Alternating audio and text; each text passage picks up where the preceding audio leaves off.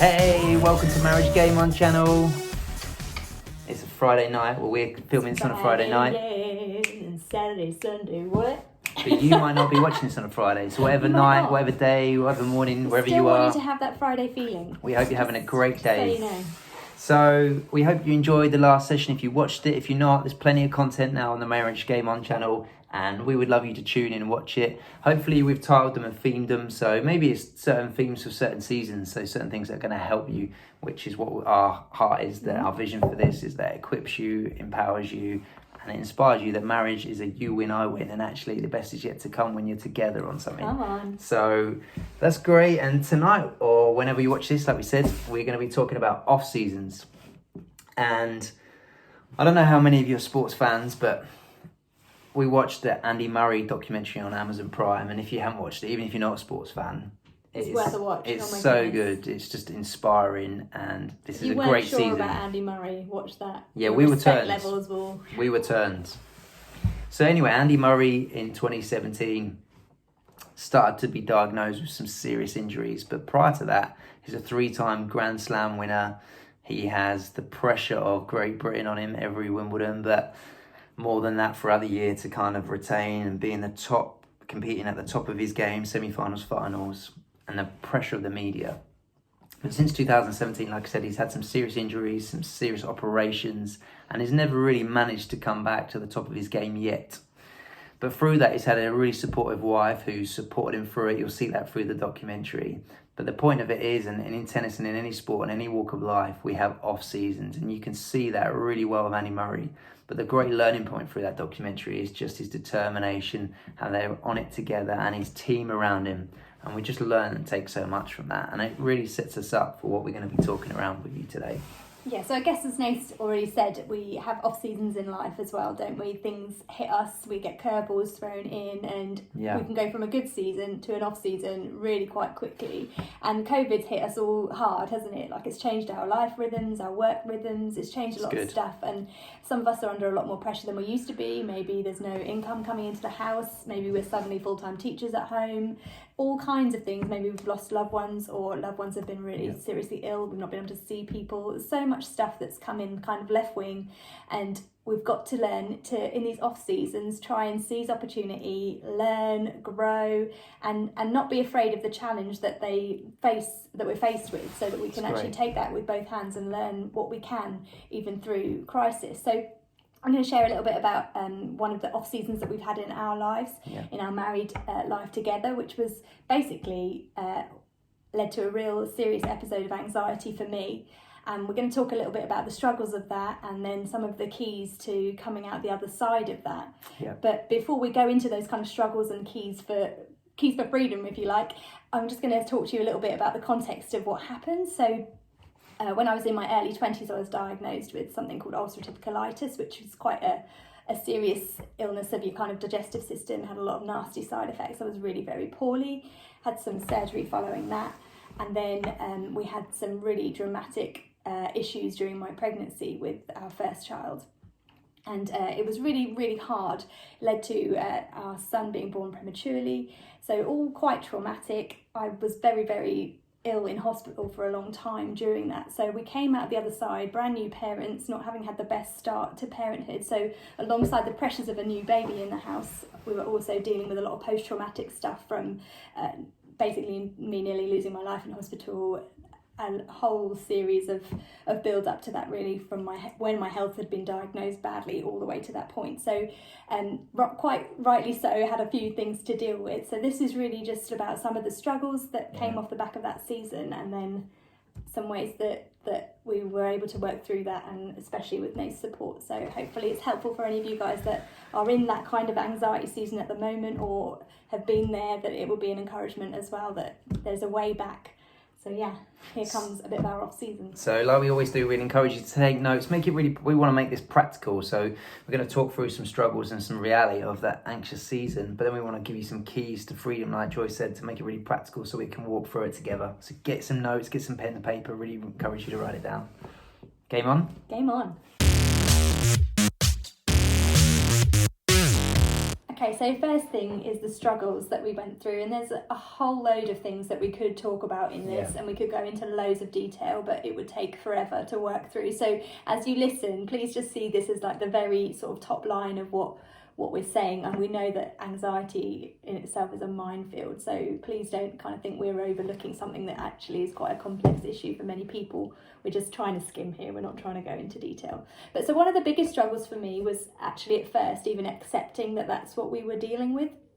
I had all these brand new symptoms and just felt really unwell in lots of different ways, and it took a long time for me to even accept that all this was, I say all, I don't mean that to belittle it, but that all this was anxiety and actually a problem with my mental health. I think for our whole lives we're drummed in to think that our physical health is almost more important than our mental health. And if anyone says the word mental health, people immediately have these kind of negative connotations with that phrase. But what's really helped me is to actually understand that everybody has mental health, and just like our physical health can be in a good state or a bad state, so can our mental health. And there's plenty of things that affect these things. We can have a trauma to our arm and we'd need that to be bandaged or fixed, but if we have a trauma to our mental health, then that also needs some attention. So just accepting that that's what you're dealing with, and that might take time. It might take quite a few trips to the doctors and tests on different things just to rule other things out. But what I want to say to that is that it's not a weakness to accept that a lot of these kind of physical symptoms that are very real and do manifest themselves in a real way in your body, it's not a weakness to accept that what you're dealing with is a mental health thing, because actually we all have these things, we're all on that spectrum. So the first thing is just acceptance, really, and that took us quite a long time to get there. And honestly, Nath's support in even getting to that point was so crucial, because it took him a lot of understanding as well to work with me on that there's not just something physically wrong with me. Actually we're dealing with something in my mind that needs some help. So that's one thing to say.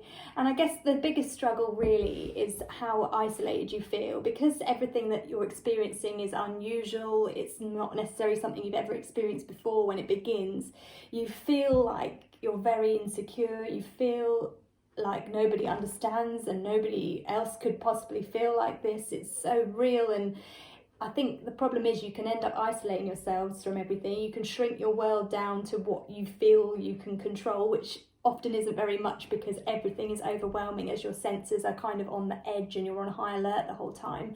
And if you're not careful, you can kind of even push away the people that you love the most, because you feel misunderstood, you feel embarrassed maybe, or feel like there's something so wrong with you, but you don't really know how to articulate what's wrong with you, so you just try and almost make out it's okay when it's clearly not. So you can isolate yourself, feel trapped, and that can become a real issue if it's not kind of met with the right support and level of patience and care. And Nath will talk about some of the keys to kind of trying to overcome these things. But yeah, so feeling isolated and trapped, and actually it is really frightening to feel like that, and to be full of fear is not something to be underplayed. It's horrible to be in that place, and to learn to kind of manage that, and not just manage it but overcome it, is a massive journey. So yeah, that's another big struggle, is giving yourself the time and the space to actually work through it, because we want instant fixes. Sometimes, like with our physical health, we can take a paracetamol and the headache goes away, but with your mental health, often it's a lot more of a journey, and it's about really good rebuilding patterns, and Nath will talk about. So trying not to punish yourself when it happens. And sometimes you can feel like you're making progress, and then you have some setbacks, and then you feel like you're back at the beginning, and it's actually really frightening to not know how long you're going to be wrestling with this for. And I remember reading a book and it talking about how this will pass, and thinking that's what you need to hear, because it can feel like that you're going to be in this cycle of fear and anxiety forever, and that doesn't help. To believe that doesn't actually help you to overcome it. You have to believe that this is just an off season and it will get better and you will come to the other side of it. But yeah, so those are some of the real top line struggles for me, and we'll see what Nate's got to say about how he's helped me to walk through it. I think one other one as well, just to kind of touch on as well, is comparison.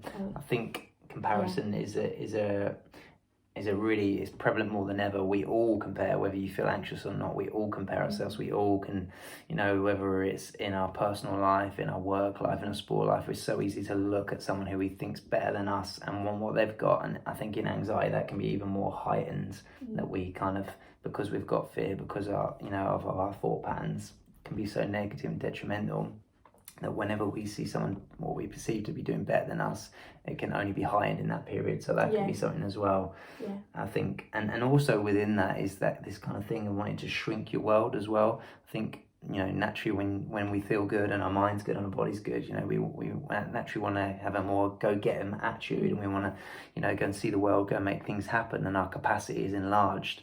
But when it's not good, we shrink things because we want to try and control things. If we feel like we shrink everything and we've not got too much going on around us, then we're in control.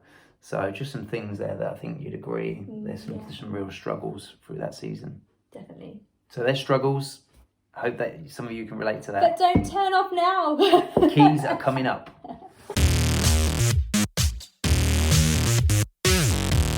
Good. Let's make it really practical. How are you going to help me? Help me. So make it really practical. And it's worth just saying that I'm not sharing this as keys or practical things because I've got it all together.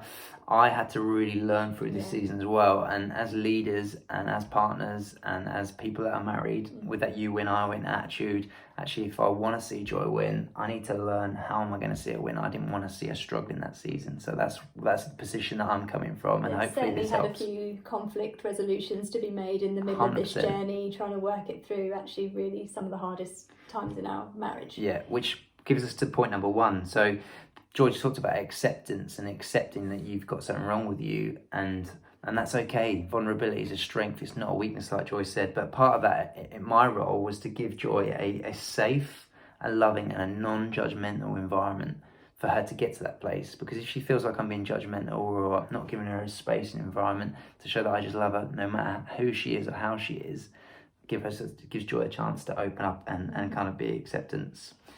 Building really healthy, consistent sleep or rest patterns is really important. So I think maybe you can relate to this if you've had anxiety or you go through anxious thoughts, that often at the start of the day and at the end of the day can be when it's worst. But if we can help, and if one thing we tried to do was to build healthy, consistent sleep and rest, so we go to bed around the same time.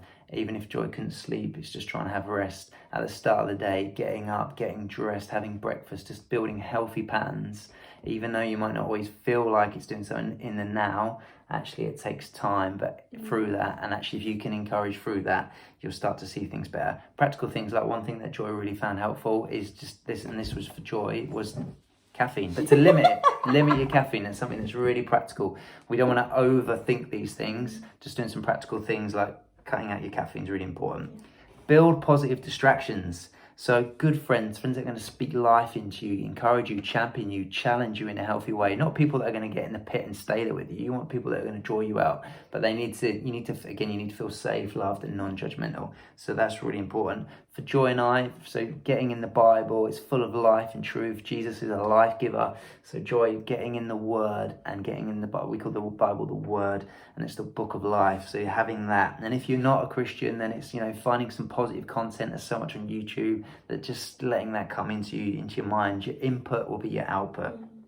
And going on your walk and exercise. So I think we've talked on other ones that actually getting out of the walls can make, sometimes you feel suppressed when you're inside, but going outside, you'll release, your perspective changes, you open up, you release endorphins, so it's scientific, and it just makes you feel better. So going on a walk, doing exercise, these are some really positive distractions to build in. Now, next one, so cutting out social media or limiting your social media or your screen time. We live in a digital age, but the blue screen is not helpful for your brain, but also social media, we talked about comparison, so it's not a good thing. Social media can be great for some things, but there's a lot of things where it builds comparison and negativity, so it's not a healthy thing. Help your partner see the win. So one of the key things that I learned is actually you can feel like just the small things aren't a win because there's so long a way to go, but actually what we've got to learn is the small steps, the small wins actually help us to get closer to the big wins. So helping your partner see that the small wins along the way and celebrating them and champion them actually helps you get closer along the way. How do you eat an elephant? One bite at a time. There you go, didn't know that. And then the last one, and like Joy said, there's so much we could say, but the last one is your language has power in it. There's power in your words. So making sure you don't say things like my anxiety. Don't label it as yours. It's a season. It's just a season. Your language, your words are so important. So speak don't life, own speak that truth. thing. It doesn't belong Don't to own you. it. It's not yours.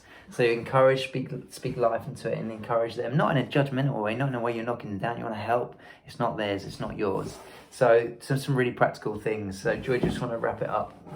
Yeah, I think really what we've probably already said this, but it's an off season. Yeah. It's not going to last forever. And if you can ride it through and put some practical things in place, you'll actually come out the other side of it probably stronger than you went in. You'll have some really good rhythms and routines. Your relationship can be stronger. Yeah. You'll have learned to work through really hard stuff together. It creates a depth and an openness in your communication with one another. So good. And actually we can honestly look back and say we are stronger than we were before 100%. that season. And it 100%. was a nightmare to walk through at times. Horrific. But actually I don't know that we would change that, knowing how much it's helped us and grown us closer together. Yeah. So don't look at it and think this is a nightmare and this is awful and it's ruining my life. Think of it as something that is actually an opportunity Shaping to you. grow and be shaped and be strengthened, and embrace it, because it will make you better for it if you can walk it through well together. Great. So we hope this has helped. Like I Yeah. said, it's very much a whistle-stop tour, and it's only meant to be that. It's a bite size. And we hope it helps. And you'll be pleased to know there is a COVID Couples Challenge coming to you again this week. We know lockdown is releasing, but we still want to make sure that we're just investing in some fun time. So we We're always going say to get 10 challenges. Is that all right, guys? keep your Heinz or your tins, keep them, because we think you're going to need them. Stock up on your tins. Okay, guys. So I hope it's been helpful. Share it with friends, share it with people that maybe have struggled in this area and off-season anxiety. We want it to be really practical to help people. So hope this helped. Thanks for all your support, likes, messages. We really appreciate it, and we'll see you soon. Bye. Bye.